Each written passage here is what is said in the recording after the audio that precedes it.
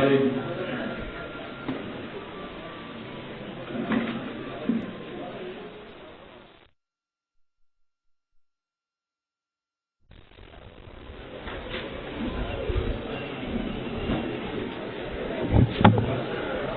அலைக்கும் வரஹ்மத்துல்லாஹி வபரகாத்துஹு.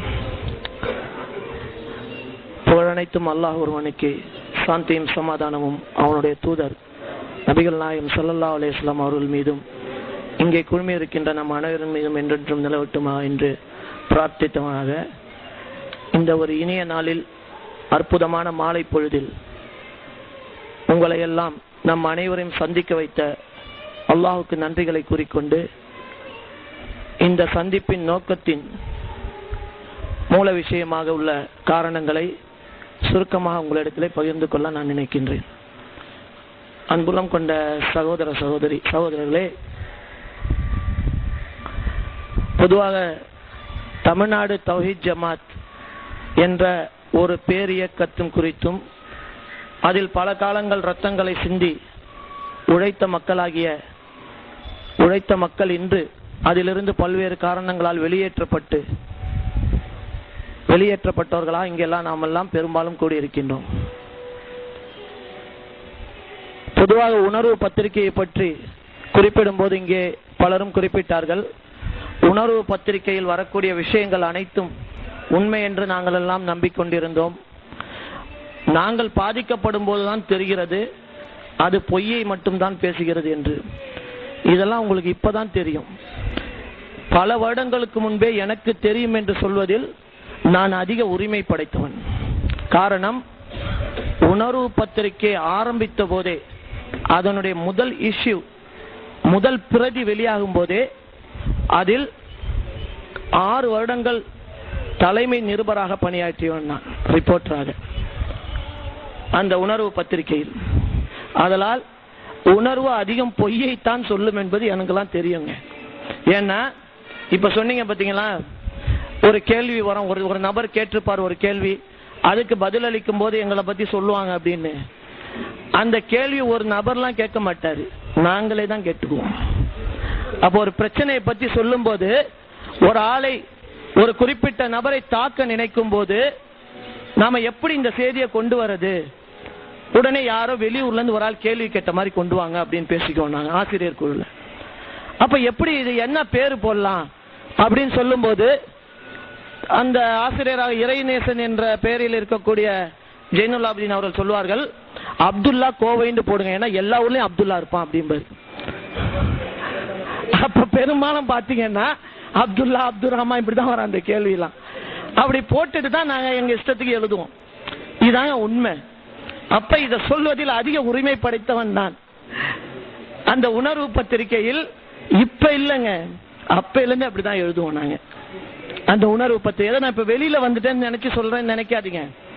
இப்படிப்பட்ட பல தவறுகள் அந்த தமுமுக என்ற ஒன்றிணைந்த காலத்தில் இருந்ததால் தான் கிட்டத்தட்ட 11 வருடங்கள் வாழ்க்கையை அர்ப்பணித்து, அந்த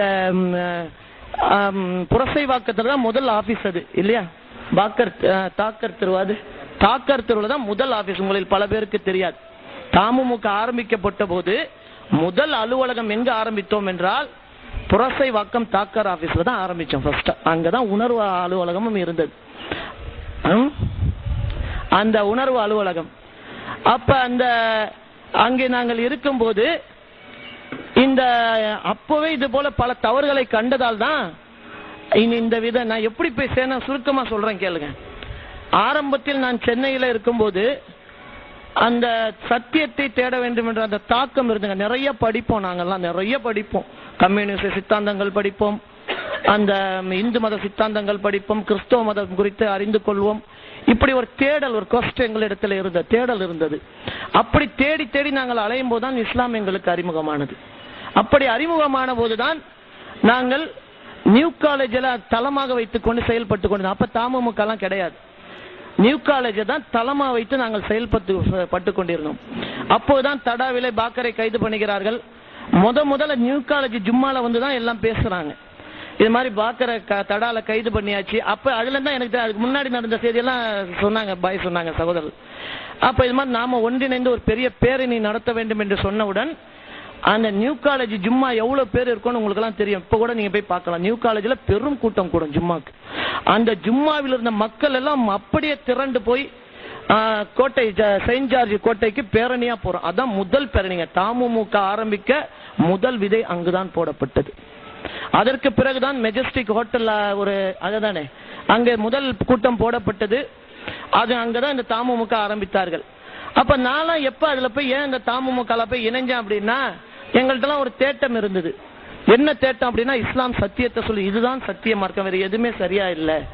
அப்ப நாமெல்லாம் இதுல இணைந்து, ஏன்னா இந்த சஹாபாக்களுடைய வரலாறுகள் படித்தோம், அல்லாஹ்வுடைய தூதருடைய அந்த ரத்தம் சிந்திய வரலாறுலாம் படித்த உடனே இந்த வழிதான் சரியான வழி, இதுதான் மறுமைக்கான வழி, நாம இதுல போய் சேர்ந்து இப்படிப்பட்ட ஒரு இயக்கம் நமக்கு தேவைன்னுதான் சஹாபாக்கள் மாதிரி நாமெல்லாம் அதுல கொஞ்சமாவது நாமெல்லாம் இருக்கணும்னு நினைச்சுதான் தாக்கர் ஸ்ட்ரீட்ல நாங்க அந்த ஆபீஸ்ல போய் சேர்றோம் நாங்கெல்லாம். அப்ப நான் ஜூனியர் விகடனில மாணவ பத்திரிகையாளராக இருந்த ஒரு அனுபவத்தை வைத்து என்ன உணர்வுல நிருபரா போடுறாங்க. அப்படி போடும்போது தான் அங்கேயே நாங்க தங்குற தொழிலெல்லாம் விட்டாச்சு எல்லாத்தையும். ஏன்னா நாங்கெல்லாம் சஹாபாக்கள் மாதிரி வாழணும்னு ஆசைப்பட்டோம் கொஞ்சம் பேர். அதனால இது ஒரு களமா இருக்கும்னு நினைச்சு உண்மையிலேயே அப்படிதான் நினைச்சு போனோம். எல்லாத்தையும் தியாகம்னா அப்படிப்பட்ட தியாகம், எல்லாத்தையும் விட்டு தொழிலெல்லாம் விட்டுட்டு முழு நேரமா அங்க போய் சேர்ந்து, அதுதான் நாங்க தூங்குற இடம், சாப்பிடுற இடம் எல்லாமே அங்கதாங்க. அங்க நாங்க என்ன பண்ணோம், நெருக்கமாக எல்லாத்தையும் பழகக்கூடிய வாய்ப்பு வந்தது. ஜவாஹிருல்லா, ஹைதர் அலி, பிஜே இவங்கெல்லாம் நெருக்கமா, ஏன்னா அவங்க வீடு பிஜே அண்ணன் வீடு கீழே மாடியில் இருக்க, மேல ஆபீஸ், இப்பொழுது அன்னைக்கு அங்கதான் இருப்போம் நாங்க. எங்களுக்கு அவங்க வீட்டுல தான் சாப்பாடெல்லாம் வரும். அப்ப நெருக்கமா பழகக்கூடிய வாய்ப்பு வரும்போது தான் நாளடைவில் பாக்குறோம் நம்பினால் நம்புங்கள், இவர்களுக்கும் இஸ்லாத்திற்கும் சம்பந்தமே இல்லை என்பதை அப்போதே புரிந்து கொண்டோம். இவர்களுக்கும் இஸ்லாத்திற்கும் எந்த சம்பந்தம் இல்லை. தொழுகைக்கு ஒருவங்க வருவதில்லை, தலைவர்கள் வருவதில்லை. ஆனால் நான் பொய் சொல்ல விரும்பவில்லை, இதில் ஜவாஹிருல்லா கரெக்டாக இருப்பார். தொழுகையில் அவர்களுக்கு தெரியும், பாக்கர் சரியா இருப்பார்கள். அவர்கிட்ட 1000 தவறு இருந்தாலும் ஜமாத்து தொழுகையை விட மாட்டார். ஆனால் மற்ற நிர்வாகிகள் எவரிடத்திலும் நான் காணவில்லை, தொழுகைக்கு வர மாட்டார்கள். பத்திரிகை இதான் உண்மைங்க, இதான் உண்மை. தொழுகைக்கு வரமாட்டார்கள். நான் கேட்கிறேன், ஏன்னா நான்லாம் கொஞ்சம் அப்ப இள ரத்தம்ல கொஞ்சம் துடிப்பா இருப்போம், கேட்டுருவோம் நாங்கெல்லாம். அதெல்லாம் விட மாட்டேன். யார் அவங்களே தானே சொன்னாங்க, நாங்க தப்பு பண்ணாங்க, அவங்களே தான் மேடைக்கு மேடை எங்கள்கிட்ட தப்பு தான் சட்டையை பிடிச்சி கேளுங்கன்னாங்க. ஒரு நாள் கேட்டுட்டோம், ஏன் நீங்க தொழுவெல்லாம் வரதில்லை அப்படின்னு கேட்டோம். எதுக்கு நீங்க ஜமாத்துக்கெல்லாம் வரதில்லை நாங்க கேட்டோம். கேட்ட உடனே சிரித்து கொண்டே மழுப்பி விட்டார்கள். அப்புறம் நாங்க அவங்களுடைய சப்போர்ட்டர்ஸ் என்னங்க உங்க அண்ணன் தொழுவெல்லாம் வருதில்லை, அண்ணன் வீட்லயே தொழுதுவாங்க, அப்ப எதுக்குங்க ஜமாத்தெல்லாம் வைக்கிறீங்க இங்க? அவருக்கு வேலை பலு ஜாஸ்தி, ராத்திரி எல்லாம் விரிச்சு அவரு இது மாதிரி மார்க்கப் பண்ணி ஆற்றி கொண்டு போற, பகலெல்லாம் தூங்கிடுவாரு அப்படின்னு சொல்லப்பட்டது எங்களுக்கு. சரின்னு அதை விட்டோம். ஆக அந்த தவறுகளை கண்டோம்ங்க, நிறைய தவறுகள். இந்த சரியில்லை, சஹாபாக்களுடைய கொஞ்சம் கூட இவர் அந்த இதோடைய துள்ளி கூட இவர்கள்ட்டெல்லாம் கிடையாது. உண்மைதாங்க. உடனே நான்லாம் வெளியாயிட்டேன். சரியில்லை, இது வேண்டாம், இது நம்ம ஏதோ நினைச்சு வந்தோம், இருக்கிற ஈமானம் பறிபோயிடும் போல இருக்கேன்னு நினைச்சு. இன்னும் சொல்ல போனா ரொம்ப சென்சிட்டிவான விஷயம்லாம் இருக்குங்க இதுல. அப்பதான் அல்லுமா பாஷாபாய இதுல இருந்து விடுதலையாகி விடுதலை எடுக்கிறாங்க. அவரை எடுத்து அங்க தாக்கர் ஆபீஸ்ல தான் தங்குறாரு. அவர் எங்களோட தான் தங்கி இருக்கிறார். அப்ப இவங்களுக்கும் அவங்களுக்கும் அந்த ஜாக்குடைய தலைவர் கமலுதீன் மதனி அவர்களுக்கும் இரவு நேரங்கள்ல சம்பாஷணைகள் நடக்குங்க. எதை பத்தினா கருத்து வேறுபாடுகள். யாருன்னா அல்லுமா பாஷாபாய் அவர்களும் பிஜே அவர்களுக்கும் ஜவாஹிர் அவர்களுக்கும் கருத்து வேறுபாடுகள்லாம் நடக்கும். அப்ப எப்படி அடித்துக் கொள்வார்கள்னா பாத்தீங்கன்னா, அப்படியே அல்லாஹ் அக்பர், நம்மளாம் இதெல்லாம் கிட்டே இருக்க முடியாது. ஒரு மார்க்கம் தெரிந்தவர்கள் வேணும் பேசுவாங்களா? பிறை விஷயத்தில் அவர்களும் இவர்களும் எப்படி பேசிக்கொள்வார்கள்? அதெல்லாம் நம்ம இதெல்லாம் பார்த்த உடனே தான் நம்ம வெறுத்து போய் வெளியாயிட்டோங்க.